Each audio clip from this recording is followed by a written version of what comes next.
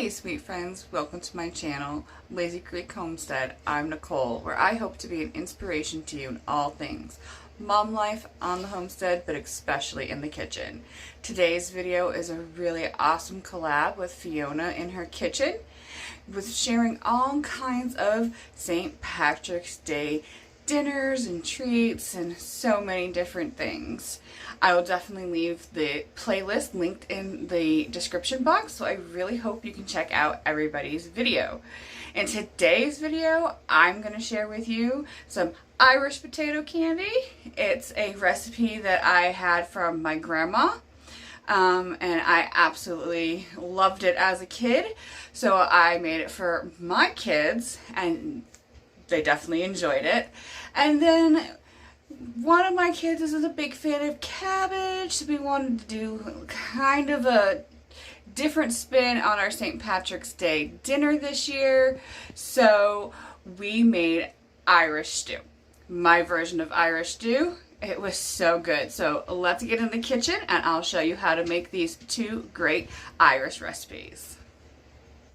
Alright, so we are going to make Irish potato candy.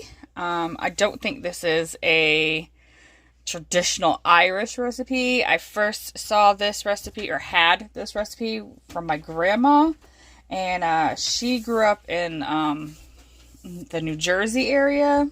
So, but this is delicious. It's easy, it's quick, few ingredients, very sweet treat. I have 4 cups of powdered sugar in my bowl. I have half a block of cream cheese and a whole stick of butter. And I just put those in the microwave to make sure they were nice and soft. And we're going to incorporate our butter, cream cheese, and sugar all together. And then we're going to add in some brown sugar and some coconut. And we're going to mix this into some cinnamon. And they kind of look like little potatoes when they're all done. So that's why they get the name Irish potato candy. So we have our powdered sugar and butter and cream cheese all nice and mixed together. And we're going to add in our brown sugar and some shredded coconut. Recipe I have here says 2.5 cups of shredded coconut, and I got about that left in my bag. We're going to add that. We're just going to mix this all together and refrigerate it for about an hour, and then we're going to scoop it out and roll it into our powdered sugar. Our cinnamon, excuse me. Alright, our shredded coconut, our brown sugar. We're just going to mix this all nice and together. This is going to be such a quick, easy snack and so delicious. Alright, so we're back with our Irish potato candy. I let the dough here sit in the fridge for about an hour or so, and I just took a spoonful and rolled them in my hand. It's not actually that messy. There's a lot of butter in there.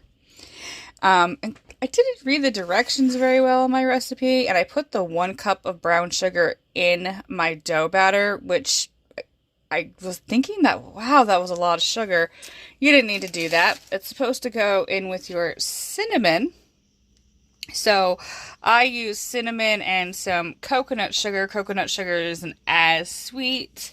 So that's what we're going to roll our dough in. But if do as I say and not as I do, and you'll use your brown sugar and your cinnamon to roll your potato candy in.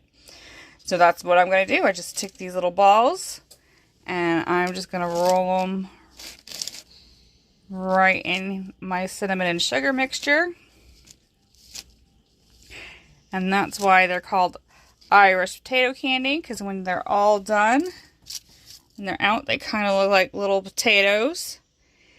If you're going to make these for a gathering or something, they definitely can sit out for a little while, but they definitely do best refrigerated. So when they're chilled, they're a little bit more firm.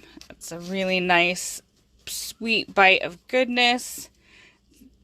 Like I said, I did mine as a tablespoon, but the good thing about recipes like this, they're so versatile that you could definitely use a teaspoon. A lot of the times they are smaller. I made mine bigger because I got big kids, and we're just going to have these for dessert.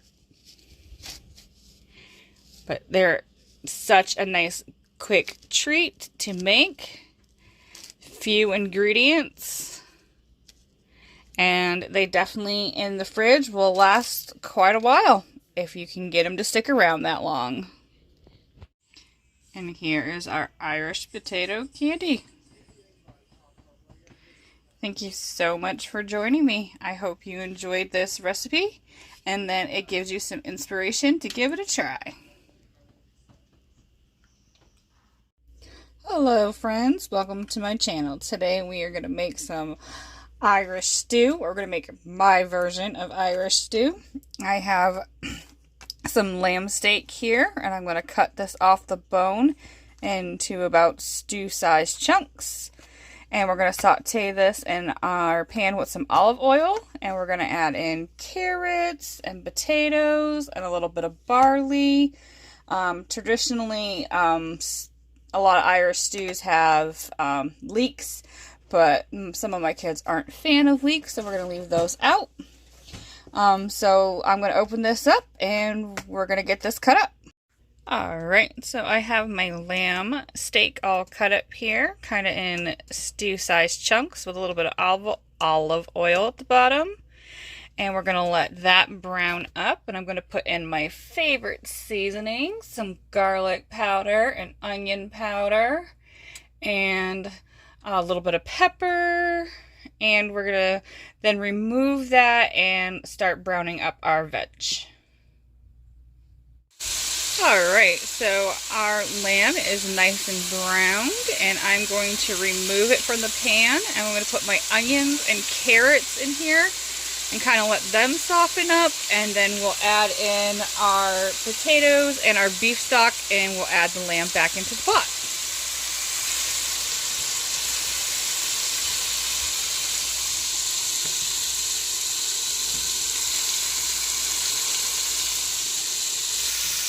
Alright, so we have added our carrots and onions to the pot. We're just going to let these kind of release their juices and soften up. And then we will get our potatoes in and add in our beef stock. Alright, so our carrots and onions are softened up. We're going to add our potatoes in here. Give that a good stir around. And then in a few minutes we'll add our beef stock and our lamb back in. Alright, so I'm going to add the lamb back in there. Get all those juices. And then we're going to go in with our beef stock. So we're going to add our beef stock into our lamb stew. And then we're just going to let this guy simmer for probably an hour and a half, 2 hours on the stove till everything's nice and soft and cooked through. About halfway through the cooking process, I'm going to add in my barley. Alright, so our lamb stew has been simmering away on the stove for a while. And our carrots and potatoes are starting to soften up. So I am going to add in, I thought I had pearl barley in my cabinet, but I'm not 100% sure what this stuff is.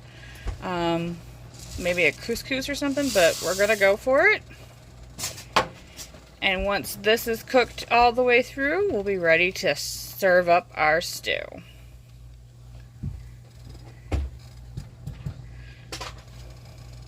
To go with our Irish stew, we are going to have some Irish soda bread.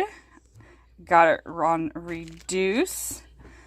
I'm going to try my best to slice this up. I'm not the best at slicing bread.